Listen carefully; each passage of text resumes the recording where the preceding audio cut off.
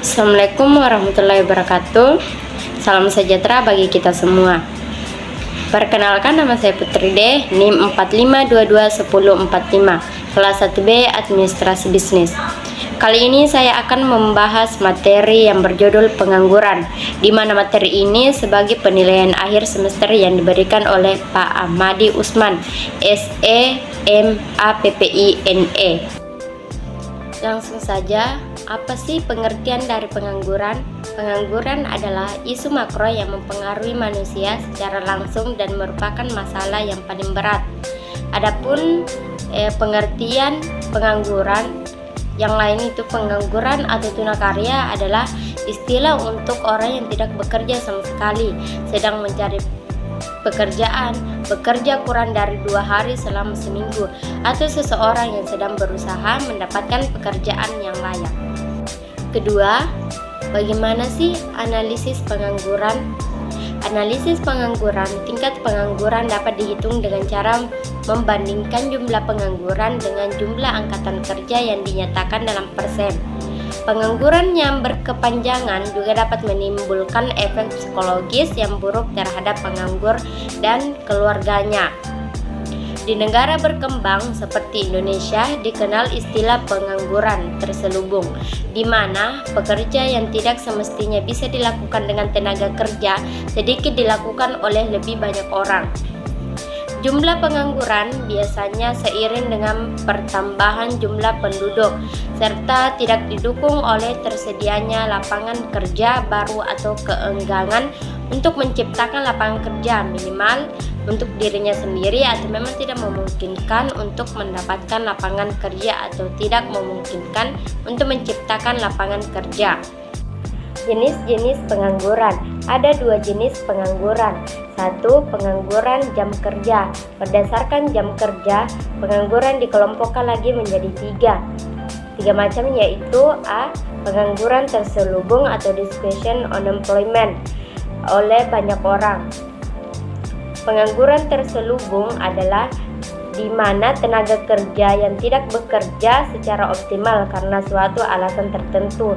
B. Pengangguran setengah menganggur atau under unemployment.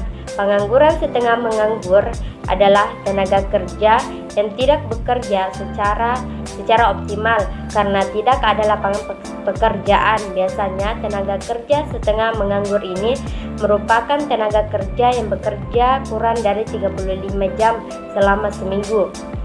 C. Pengangguran terbuka atau open unemployment. Pengangguran terbuka adalah tenaga kerja yang sungguh-sungguh tidak mempunyai pekerjaan. 2. Berdasarkan penyebab terjadinya pengangguran, yaitu ada 9 macam, yaitu 1. Pengangguran friksional atau frictional unemployment. Pengangguran frictional unemployment ini adalah pengangguran yang disebabkan adanya kesulitan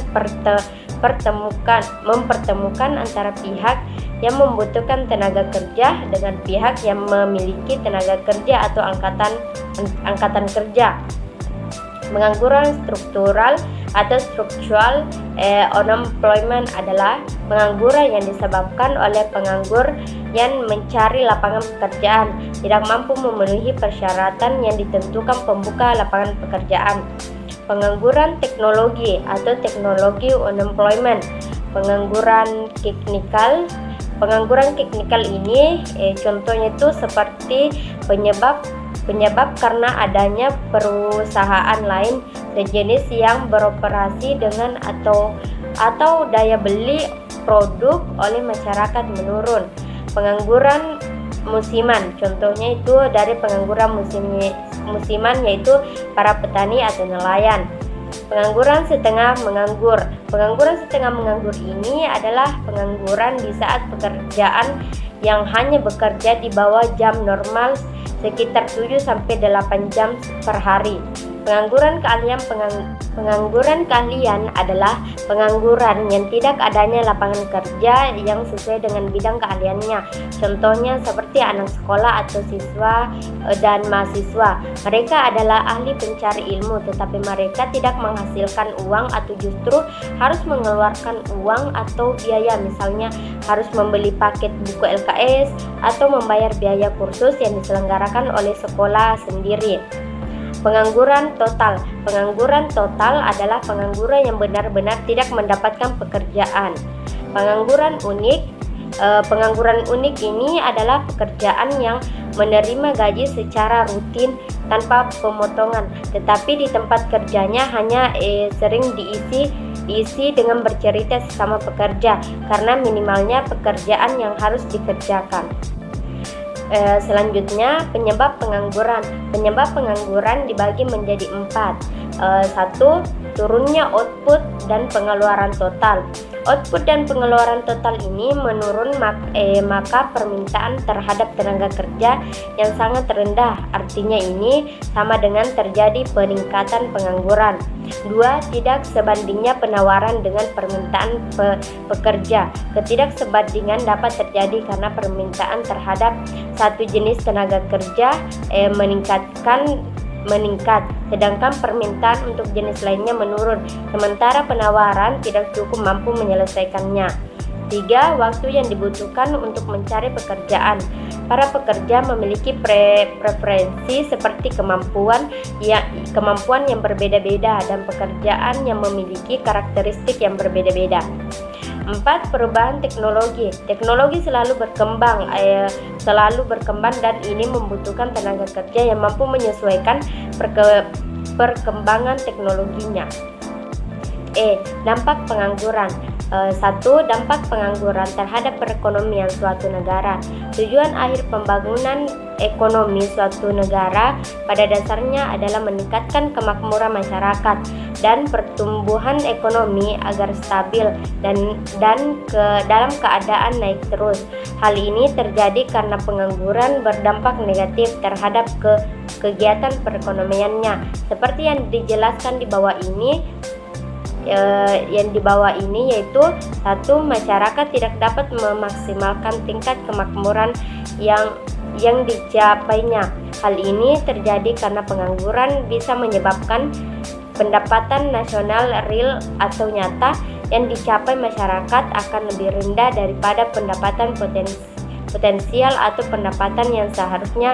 Oleh karena itu kemakmuran yang dicapai oleh masyarakat pun akan lebih rendah. B. Pendapatan nasional yang berasal dari sektor pajak berkurang. Hal ini terjadi karena pengangguran yang tinggi akan menyebabkan kegiatan perekonomiannya turun sehingga pendapatan masyarakat akan menurun. C. Tidak menggalangkan pertumbuhan ekonomi. Adanya pengangguran akan menyebabkan daya beli masyarakat akan berkurang sehingga permintaan terhadap barang hasil produksi akan berkurang. 2. Dampak pengangguran. Dampak pengangguran terhadap masyarakat dan individu yang mengalaminya. Berikut ini merupakan dampak negatif pengangguran terhadap individu yang mengalaminya dan terhadap masyarakat. Pada umumnya, 1. Pengangguran dapat menghasilkan mata pencarian dan pengangguran dapat menghilangkan keterampilan. 3. Pengangguran dapat meningkatkan angka kriminalitas. 4. Pengangguran akan menimbulkan ketidakstabilan sosial. 5. Pengangguran dapat meningkatkan angka kemiskinan. 6. Upaya penanggulangan. 1. Gerakan Nasional Penanggulangan Pengangguran atau GNPP. Untuk menanggulangi pengangguran, maka dilakukan Gerakan Nasional Penanggulangan Pengangguran dengan menggerakkan semua unsur-unsur dan potensial di tingkat nasional dan daerah untuk menyusun kebijakan dan strategi serta melaksanakan program penanggulangan pengangguran. Gerakan tersebut direncanakan dalam satu deklarasi GNP yang diadakan di Jakarta pada tanggal 29 Juni 2004. Oleh karena itu, dalam menyusun kebijakan dan program masing-masing pihak, baik pemerintah maupun swasta, harus dikaitkan dengan penciptaan kesempatan kerja yang seluas-luasnya. 2. Kebijakan pemerintah dapat dalam mengatasi pengangguran setiap warga negara berhak atas pekerjaan dan penghidupan yang layak bagi kemanusiaan sesuai dengan UUD 45 pasal 27 ayat 2. Sebagai solusi pengangguran, berbagai strategi dan kebijakan dapat ditempuh. Untuk itu diperlukan kebijakan, yaitu A. Pemerintah memberikan bantuan wawasan, pengetahuan, dan kemampuan jiwa kewirausahaan kepada usaha kecil dan menengah UKM berupa bimbingan teknis dan manajemen, memberikan bantuan modal lunak jangka panjang, perluasan pasar. B. Segera melakukan pembenahan. C. Segera membangun lembaga sosial yang dapat menjamin kehidupan pengangguran seperti PT Jaminan Sosial Tenaga Kerja atau PT Jamsostek. D. Segera menyederhanakan perizinan dan meningkatkan keamanan, karena terlalu banyak jenis perizinan yang menghambat investasi, baik penanaman modal asing maupun penanaman modal dalam negeri. E. Mengembangkan sektor pariwisata dan kebudayaan Indonesia, atau khususnya daerah-daerah yang belum tergali potensinya, dengan melakukan promosi berbagai negara untuk menarik para wisatawan asing. F. Melakukan program sinergi antar BUMN atau BUMS yang memiliki keterkaitan usaha atau hasil produksi, akan saling mengisi kebutuhan. G. Dengan memperlambat laju pertumbuhan pendidikan atau meminimalisir pernikahan pada usia dini, yang diharapkan dapat menekan laju pertumbuhan sisi angkatan kerja baru, atau melancarkan sistem transmigrasi dengan mengolokasikan penduduk padat ke daerah yang jarang penduduk dengan fasilitas di sektor pertanian. H. Menyeleksi tenaga kerja Indonesia atau TKI yang akan dikirim ke luar negeri. I. Segera harus disempurnakan kurikulum dan sistem pendidikan nasional atau Sisdiknas. J. Segera mengembangkan potensi dan pengelolaan sumber daya kelautan di Indonesia dan pertanian. K. Dengan memperlambat laju pertumbuhan penduduk atau meminimalisirkan pernikahan pada usia dini, negara mengembangkan potensi dan pengelolaan sumber daya kelautan Indonesia dan pertanian. Kesimpulannya yaitu pengangguran atau tunakarya adalah istilah untuk orang yang tidak bekerja sama sekali, sedangkan yang mencari kerja bekerja kurang dari 2 hari selama seminggu, atau seseorang yang sedang berusaha mendapatkan pekerjaan yang layak. Pengangguran terjadi disebabkan antara lain yaitu karena jumlah lapangan kerja yang tersedia lebih kecil dari jumlah pencari kerja. Juga kompetensi mencari kerja tidak sesuai dengan pasar kerja. Selain itu juga kurang efektifnya informasi pasar kerja bagi para pencari kerja. Dapat dipastikan bahwa ternyata pengangguran dipengaruhi pada pertumbuhan ekonomi masyarakat dan kehidupan sosial, karena pengangguran memberikan dampak negatif langsung bagi perekonomian dan di lingkungan sekitar, sehingga menyebabkan terhambatnya pertumbuhan nasional, menurunnya GNP dan pendapatan per kapita suatu negara.